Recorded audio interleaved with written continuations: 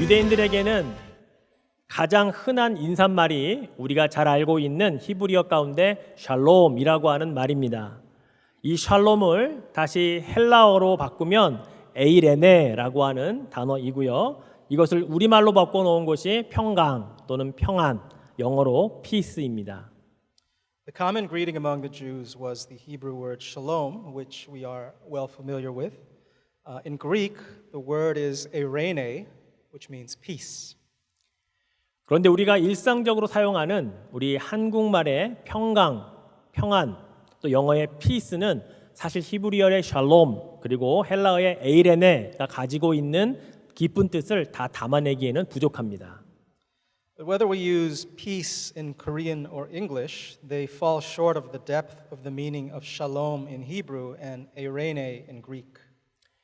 왜냐하면 이 샬롬과 에이레네는 반드시 예수님과 연결되어져서 성경에서 나타나는 단어인데 우리가 사용하는 평강, 평안은 사실 일반적으로도 많이 사용하기 때문이죠. This is because shalom and eirene appear in the Bible with clear connections to Jesus, but our word peace is just a generic word. 그럼 예수님의 탄생과 연결되어 사용된 이 히브리어 샬롬과 또 헬라어 에이레네의 예를 각각 성경 구절을 통해 살펴보겠습니다. We're going to look at a few examples of shalom and eirene in the Old Testament and New Testament as they were used in relation to the birth of Jesus. 먼저 샬롬과 연관된 우리 이사야서 9장 6절 말씀을 보겠습니다. First, we're going to look at Isaiah 9:6 and its use of the word shalom. 이는 한 아기가 우리에게 낳고 한 아들을 우리에게 주신 바 되었는데 그의 어깨에는 정사를 메었고 그의 이름은 기묘자라 모사라 전능하신 하나님이라 영존하시는 아버지라 평강의 왕이라 할 것임이라. For to us a child is born, to us a son is given, and the government will be on his shoulders, and he will be called Wonderful Counselor, Mighty God, Everlasting Father, Prince of Peace. 아기 예수님의 탄생을 예언한 이사야 선지자는 평강의 왕이라고 했는데 바로 히브리어의 샬롬의 왕이라는 의미입니다. Isaiah, who foretold the birth of Jesus, said that he would be called the Prince of Peace, or in Hebrew, the Prince of Shalom. 즉 평강의 왕, 이 샬롬의 왕이라는 뜻은 완전한 왕, 모든 것을 회복하는 왕이라는 의미로 우리를 죄로부터 구원해 주심으로 영원한 생명을 회복시켜 주실 그런 완전한 왕으로 이 땅에 오셨다라는 것을 말합니다. What that means is that the Prince of Peace, or the Prince of Shalom, is the perfect prince, the prince who will restore everything. He came to this world as a perfect prince who will restore eternal life by saving us from our sin. 우리의 죄는 참으로 무섭습니다. 죄가 얼마나 무서운 것인지 북극에 사는 에스키모인들이 늑대를 잡는 특별한 방법에 빗대어서 말씀을 드려보겠습니다. Sin is truly terrifying, and I'll explain it by an example of the way Eskimos catch wolves in the Arctic. 에스키모인들은 늑대를 잡기 위해서 날카로운 칼날에 짐승의 피를 묻힌 후에 그것을 얼게 만듭니다. 그리고 칼날에 피가 얼어붙으면 그 위에 또다시 피를 묻히고 또다시 얼립니다. The Eskimos, they coat their knife blades with animal blood and freeze it, and then they coat it with blood again and freeze it again and again and again. 이렇게 해서 여러 차례 반복을 하면 나중에는 칼날이 얼어붙은 피 속에 감추어지게 되는데 이 칼을 늑대들이 잘 다니는 곳에 칼날이 위로 오게 해서 잘 묻어둡니다. They repeat this until the blade is completely covered by that frozen blood, and then they plant that knife into the ground near those places where the wolves dwell. 늑대는 이 피 냄새를 맡고 곧 다가와서 이 얼어있는 피를 혀로 핥기 시작합니다. 계속 핥다 보면 마침내 날카로운 칼날이 나타나지만 늑대의 혀는 이미 차가운 얼음을 핥으면서 혀의 감각을 이미 잃어버리게 되죠. Now the wolves, they follow the scent of this frozen blood, and they begin to lick it, and their tongues start to become numb because of the cold. 늑대는 자기의 혀가 갈라져서 피가 줄줄 흐르는 것도 모른 채 계속 열심히 칼날을 핥게 됩니다. 그러다가 마침내 너무 많은 피를 흘려 쓰러져 죽게 됐을 때 에스키모인들이 그 늑대를 잡는다고 합니다. Not only do their tongues become numb, but their appetite for this blood is so great that they don't notice the sharp blade that begins to cut into their tongues. And later on, they fall over and they die because of the loss of blood. And the Eskimos come and take the wolf away. 죄라고 하는 것이 이와 같기 때문에 무섭다는 겁니다. 처음 죄를 지을 때는 그것이 얼마나 나쁜 것인지 잘 모릅니다. And what makes sin so terrifying is that you often don't know how bad it is when you start. 그런데 죄를 계속해서 짓다 보면 재미에 빠지기도 하고 시간이 지나면서 죄가 죄인 줄도 모르는 때가 온다는 겁니다. And as you continue to sin, you may even begin to enjoy it. And at some point, you may not even consider your sin to be a sin. 결국 늑대가 피를 흘리며 죽게 되듯이 죄의 삭은 사망이라고 한 말씀이 그대로 이루어지는 것입니다. 그래서 우리도 죄의 문제가 해결되지 못하면 영원히 죽게 되지요. In the end, just as the wolf bleeds to death, the wages of sin is also death. So if the problem of sin can't be resolved, you will perish. 바로 그 죄의 문제를 완전히 해결해 주시기 위해서 오신 분이 평강의 왕, 바로 샬롬의 왕으로 오신 아기 예수님이셨던 것입니다. The one who came to restore us from our sinfulness, the Prince of Peace, the Prince of Shalom, is Jesus, who came into this world as a baby. 자, 다음은 헬라어 에이레네와 연관된 요한복음 14장 27절 말씀을 보겠습니다. Next, we will look at John 14:27 and the word eirene. 평안을 너희에게 끼치노니 곧 나의 평안을 너희에게 주노라. 내가 너희에게 주는 것은 세상이 주는 것과 같지 아니하니라. 너희는 마음에 근심하지도 말고 두려워하지도 말라. Peace I leave with you, my peace I give with you. I give you. I do not give to you as the world gives. Do not let your hearts be troubled and do not be afraid. 나의 평안, 예수님의 에이레네를 주신다라고 말씀합니다. My peace. Jesus said that he will give us his eirene. 이 에이레네는 세상이 주는 것과 같지 않다라고 말씀하죠. 세상이 주는 것은 마음에 근심도 있고 두려움도 있지만 예수님이 주시는 것은 다릅니다.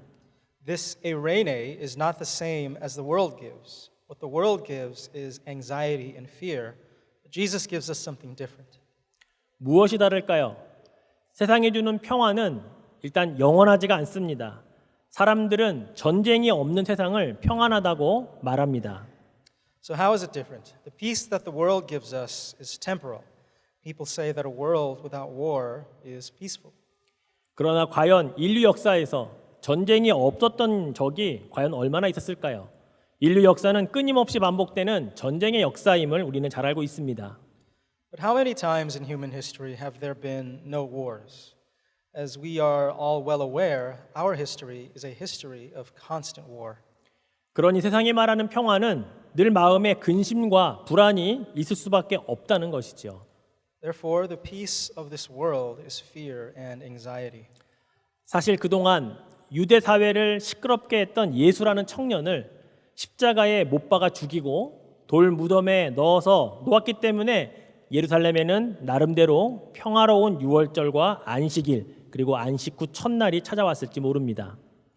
Jesus, who caused quite a stir in Jewish society, was crucified and buried in a stone tomb. And Jerusalem thought they finally could have a peaceful Passover and Sabbath and beyond. 하지만 예수님의 제자들에게는 세상이 말하는 평화가 진짜 평화가 아니었습니다. 그들에게는 그 가짜 평화가 두려움으로 다가왔던 것이죠. But for the disciples of Jesus, the peace of the world wasn't true peace. For them, it was a false peace filled with fear. 예수님이 제자들에게 처음 나타나신 장면은 19절인데 그 말씀을 보면 이날 곧 안식 후 첫날 저녁 때에 제자들이 유대인들을 두려워하여 모인 곳에 문들을 닫았더니라고 기록하고 있죠.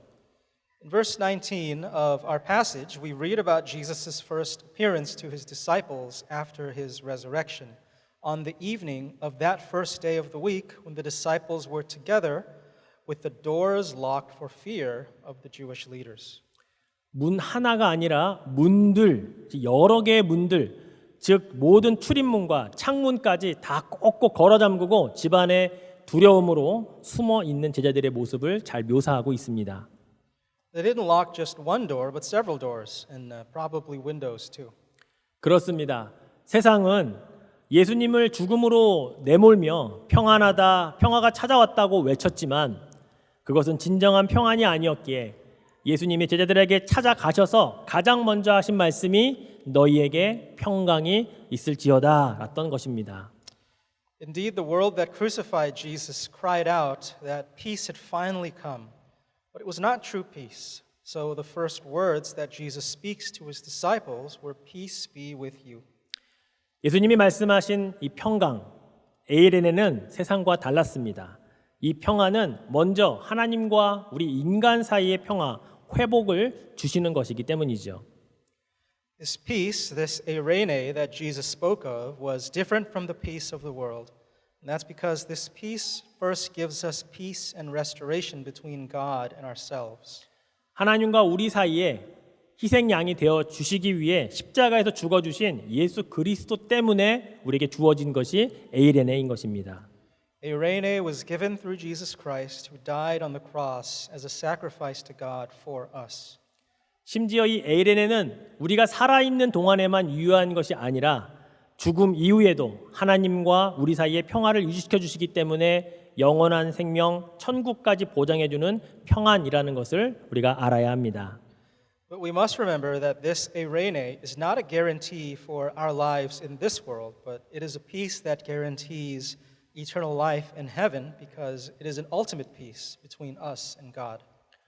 자, 이렇게 예수님께서 부활하신 이후에 가장 먼저 하신 말씀, 제자들을 향한 이 부활절 인사는 평강이었습니다. Now, the first thing that Jesus said to his disciples after his resurrection was peace. 샬롬, 에이레네, 평강의 예수님께서 주님의 부활을 맞이하는 우리 모두에게 주시는 인사요, 메시지라고 하는 것입니다. Shalom, eirene, peace. This is the message that Jesus gives to us as we celebrate his resurrection. 그리고 오늘 그 본문에는 그 부활을 목격하고 예수님의 평강을 받은 제자들, 바로 지금 우리들을 향하여서 어떻게 그럼 그 다음을 살아야 하는지를 세 가지를 명령을 하십니다. And in our passage today, we can learn three ways to love from the disciples who first witnessed the resurrected Jesus and received his peace. 첫 번째는 아버지께서 나를 보내신 것 같이 나도 너희를 보내겠다라는 말씀을 하십니다. First is this, as the Father has sent me, I am sending you. 예수님의 부활을 경험하고 평강의 은혜를 받은 자는 예수님이 보내는 곳이면 어디든지 가서 그 살아야 한다라고 말씀하고 있습니다. It means that those who have been brought to life by Jesus and have received his grace and peace must live and go wherever Jesus sends them. 멀리 해외로 선교하러 갈 수도 있지만 평강을 가지고 여러분의 일터로 보내십니다. 학생들은 학교로 보냄을 받지요. Maybe he'll send you out into the mission field, or maybe it will simply be to share his peace in your workplace, or maybe it's just to further your education. 또한 우리가 만나는 이웃에게로 그리고 친구에게로 전혀 알지 못하는 사람들에게까지 우리를 보내신다라는 사실을 우리는 기억해야 합니다. He'll also send us to meet friends and neighbors and maybe even other people whom we've never met. 중요한 것은 내가 어디에 있든지 그곳은 주님께서 보내신 곳이다라고 하는 생각을 하며 살아야 한다는 것이죠. The important thing to remember is that wherever you are, you have to live as though this is the place that the Lord has sent you. 두 번째는 성령을 받으라는 것입니다. The second is this, receive the Holy Spirit. 그런데 이 두 번째는 첫 번째와 연관이 됩니다. 예수님께서 보내시는 곳에 그냥 가는 것이 아니라 성령을 받고 가야 하기 때문이죠. First and second points are related, and this is because you have to receive the Holy Spirit before going where Jesus sends you. 성령이 없이 가면 실패합니다. 성령 없이 일터로 가고 성령 없이 학교로 가면 나에게 맡겨진 나의 일은 잘할 수 있을지 모르지만 주님과 연관된 하나님의 일은 잘 해낼 수가 없기 때문입니다. If you go without the Holy Spirit, you will fail.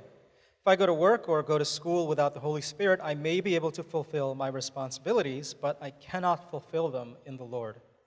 예수님께서는 성령님에 대해서 이미 이렇게 말씀해 주셨습니다. And Jesus has already spoken about the Holy Spirit. 요한복음 14장 26절에 보면 보혜사 곧 아버지께서 내 이름으로 보내실 성령 그가 너희에게 모든 것을 가르치고 내가 너희에게 말한 모든 것을 생각나게 하리라.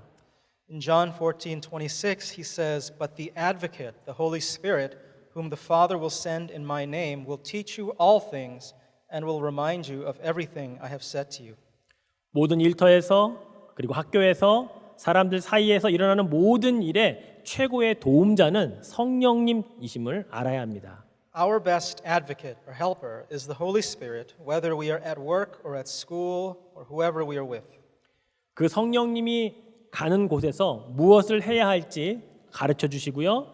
무슨 말을 해야 할지 생각나게 해 주시는 분이심을 믿어야 합니다. The Holy Spirit teaches us what to do, where to go, and I hope you also believe that He guides you in the things that you say. 마지막 세 번째는 너희가 누구의 죄든지 사하면 사하여질 것이요 누구의 죄든지 그대로 두면 그대로 있으리라입니다. The third is this: if you forgive anyone's sins, their sins are forgiven. If you do not forgive them, they are not forgiven.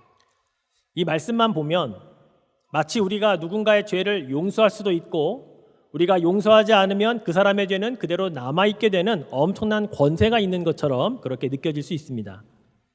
A cursory reading makes this sound like we have the power to forgive or not forgive someone's sins. 그러나 이 말씀 역시 두 번째 말씀하신 성령을 받으라와 연관해서 이해를 해야 합니다. But we have to understand this point in relation to the second point about receiving the Holy Spirit.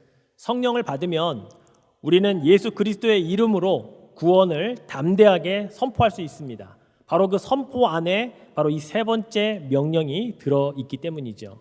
By the power of the Spirit, we can boldly proclaim salvation in the name of Jesus Christ, because this third point is contained in that proclamation. 예수님 믿고 죄 사함 받아 천국에 갈 수 있다고 선포하라는 것입니다. 또한 예수 믿지 않으면 죄의 싹신 사망으로 영원한 형벌을 받게 될 것이다라고 선포하라는 것이죠. It is the proclamation that you can believe in Jesus and receive forgiveness for your sins and go to heaven, but it is also a proclamation that if you do not believe, then you will be punished forever because the wages of sin is death. 그래서 우리가 선포한 이 복음을 듣고 회개하면 그 사람의 죄가 사하여질 것이지만 그렇지 않고 복음을 거부하거나 받아들이지 않으면 그 사람의 죄는 그대로 남아 있게 되는 것입니다. So if a person hears the gospel that we proclaim and repents, that person's sins will be forgiven. But if that person rejects the gospel, their sins will remain. 말씀을 맺겠습니다. 예수님께서 아무런 죄가 없었음을 알고서도 십자가형에 처하도록 판결을 내린 이 빌라도 총독은 오늘날까지 모든 그리스도인들은 그의 이름을 저주하며 수없이 입에 오르내려 하게 하고 있습니다.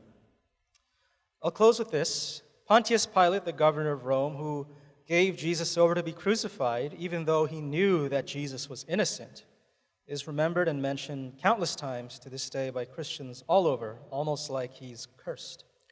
반면에 마태복음에 잠시 등장하는 빌라도의 아내는 지금까지도 그리스 정교회와 이집트의 콥틱 교회에서 성녀로 존경받고 있다고 합니다. But Pilate's wife, who appears only briefly in Matthew's Gospel, is revered as a saint by the Greek Orthodox Church and by the Coptic Church in Egypt. 실제로 고대 여러 자료들을 통해 이 빌라도의 와이프의 이름이 프로큘라 클라우디아라고 알려져 있고 로마 황제 티베리우스의 딸로 알려져 있습니다. As a matter of fact, through many ancient sources, we know her name to be Procula Claudia, and we know that she is the daughter of the Roman Emperor Tiberius. 그리고 전설에 의하면 그녀는 꿈을 통해 주님을 만났다라고 전해집니다. And tradition has it that she met the Lord through a dream. 마태복음 27장 19절에 보면 총독이 재판석에 앉았을 때에 그의 아내가 사람을 보내어 이르되 저 옳은 사람에게 아무 상관도 하지 마옵소서 오늘 꿈에 내가 그 사람으로 인하여 애를 많이 태웠나이다 하더라. In Matthew 27:19 we read, while Pilate was sitting on the judge's seat, his wife sent him this message. Don't have anything to do with that innocent man, for I have suffered a great deal today in a dream because of him. 그리고 예수님이 십자가에 달리신 것도 직접 가서 보았다고 하고요. 주님을 끝까지 사랑했던 그 믿음을 소유했다고 전해집니다. And it said that she came to possess great faith and love for Jesus, even witnessing his crucifixion. 그렇습니다. 우리가 그토록 저주하는 본디오 빌라도 그 아내도 그리스도의 평강으로 인하여 하나님과 화해하고 영생을 얻었다는 사실이지요. Even though we might despise Pontius Pilate, his wife was reconciled to God and had eternal life and peace in Christ. 이 땅의 그 누구라도 그리스도의 평강으로 하나님과 화해함으로 하나님의 자녀가 될 수 있음을 믿으시기 바랍니다. Anyone in this world can become a child of God and can have peace by reconciliation through Christ. 골로새서 3장 15절 말씀에 그리스도의 평강이 너희 마음을 주장하게 하라. 평강을 위하여 너희가 한 몸으로 부르심을 받았나니 또한 너희는 감사하는 자가 되라.